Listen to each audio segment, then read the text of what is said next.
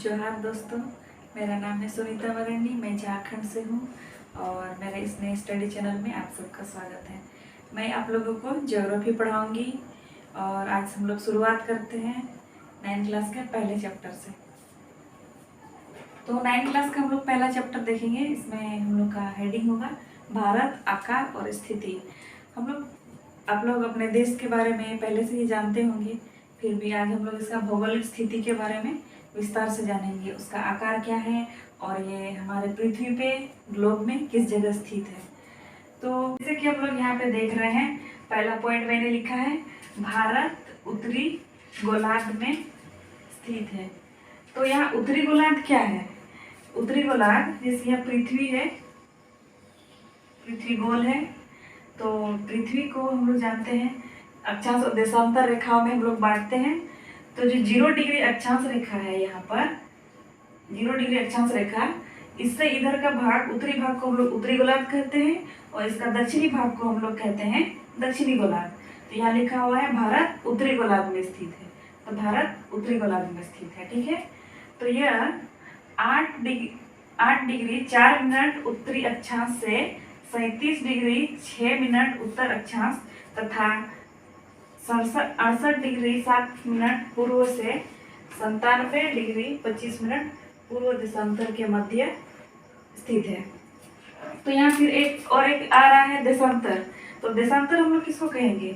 ये जो 90 डिग्री पृथ्वी को हम लोग क्षैतिज और इधर लंबवत काल्पनिक रेखाओं में बांटते हैं। जो इधर क्षैतिज रेखा होता है उसको हम लोग कहते हैं अक्षांश, और जो ध्रुवों को मिलाने वाली होती है 90 डिग्री उत्तरी ध्रुव और 90 डिग्री यहाँ दक्षिणी ध्रुव है। आप लोग जानते हैं यहाँ 90 डिग्री उत्तरी ध्रुव है, यहाँ 90 डिग्री दक्षिण। तो इसको हम लोग क्या कहते हैं? देशांतर। और ये है 0 डिग्री देशांतर, जो इन दोनों को मिलाता है। ये ऐसा करके बहुत सारा देशांतर रेखाएं हैं, है ना।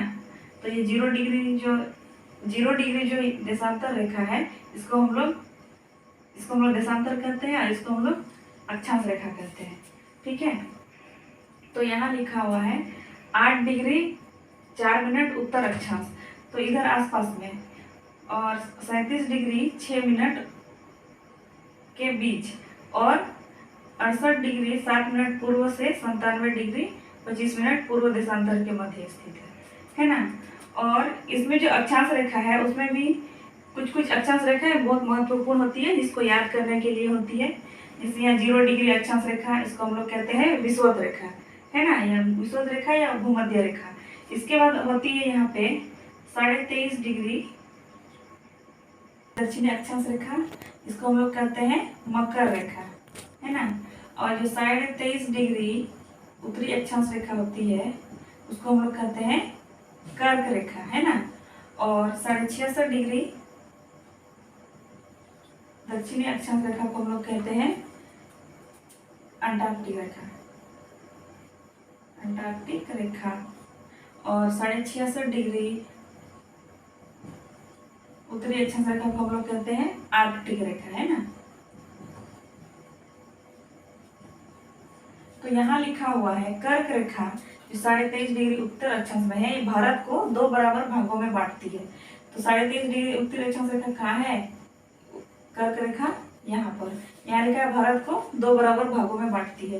तो ये उत्तर ये में होगा, उत्तरी देशांतर में होगा और पूर्वी गोलार्ध में होगा, और कर्क रेखा इसको 2 बराबर भागों में बांटेगी। तो ये इधर आसपास में होगा, है ना, भारत है, ठीक है। तो इसके बाद हम लोग देखेंगे पॉइंट, इसका जो सबसे दक्षिणतम बिंदु है उसको इंदिरा पॉइंट कहते हैं। जो भारत का सबसे दक्षिणतम बिंदु है उसको इंदिरा पॉइंट के नाम से जानते हैं, और सबसे जो उत्तरी बिंदु है जम्मू कश्मीर में है उसको हम लोग इंदिरा कॉल के नाम से जानते हैं।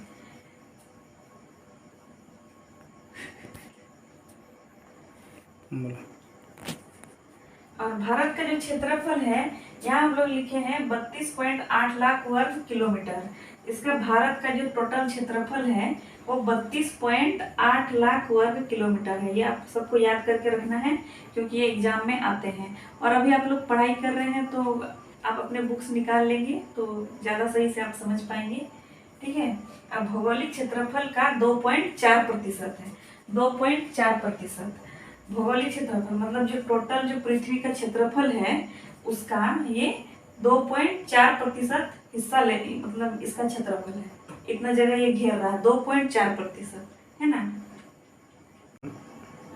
इसके बाद फिर एक हम लोग महत्वपूर्ण बिंदु देखते हैं, भारत की स्थल सीमा रेखा लिखा है 15,200 किलोमीटर है। तो इसकी जो स्थल सीमा रेखा है, जो स्थल मतलब अन्य देशों से लगती है, इसकी स्थल सीमा रेखा, ये अंतरराष्ट्रीय सीमा रेखा हम लोग इसको कहते हैं।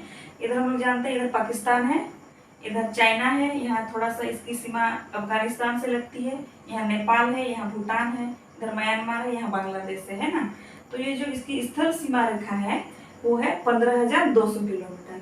इसके बाद हम लोग देखते हैं यहाँ है समुद्री सीमा रेखा, वो कितनी है 7,516.6 किलोमीटर।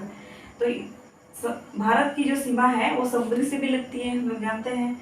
इधर अरब सागर है, इधर बंगाल की खाड़ी है और इधर हिंद महासागर है ना। तो जो जितनी भी सीमा समुद्र से लगती है उसकी है 7,516.6 किलोमीटर। और ये द्वीपों को भी मिलाकर इसको गिना गया है। हम लोग जानते हैं ना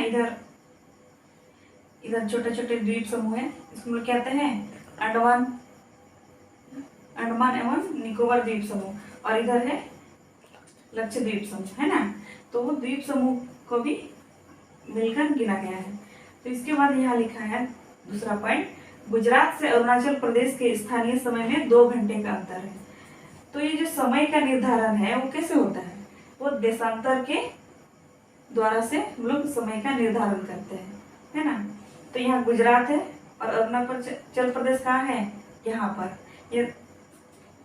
ये पूर्व में पड़ता है और ये सब भारत की सबसे पश्चिमी। तो हम लोग सबसे पूर्वी और सबसे पश्चिमी, तो इसके बीच जो है कितना 2 घंटे का अंतर है ना। ये सबसे हम लोग सबको इसको पूर्वी मानते हैं, इसको सबसे पश्चिमी मानते हैं। तो इन दोनों के बीच 2 घंटे का अंतर है। और यहाँ लिखा है 82 डिग्री 30 मिनट पूर्वी देशांतर रेखा को भारत की याम्योत्तर माना गया है, जो उत्तर प्रदेश के मिर्जापुर से गुजरती है। जो भारत उत्तर प्रदेश के यहाँ एक देशांतर रेखा है ना, 82 डिग्री 30 मिनट। इसी को भारत का मानक समय माना गया है, इसी को पूरा भारत में हम लोग मानते हैं है ना, इसी को। तो ये है, ये कहाँ उत्तर प्रदेश के मिर्जापुर से गुजरती है। और अंतिम है हम लोग का, भारत में 28 राज्य और 8 केंद्र शासित प्रदेश। तो दोस्तों आज हम लोग यहीं पे समाप्त करते हैं। और ये आज का मेरा पहला क्लास था, इस मेरे चैनल का पहला क्लास था। तो मैं स्पेशली ज्योग्राफी के लिए ही बनाई हूँ इस चैनल को। तो अगर आपको मेरा पढ़ाई अच्छा लगता है तो सपोर्ट कीजिए और अपने दोस्तों से शेयर कीजिए। और अगर आपको कुछ स्पेशल टॉपिक पढ़ना है तो आप मुझे कमेंट में बताइए, मैं आपको वो भी करवा दूँ। धन्यवाद।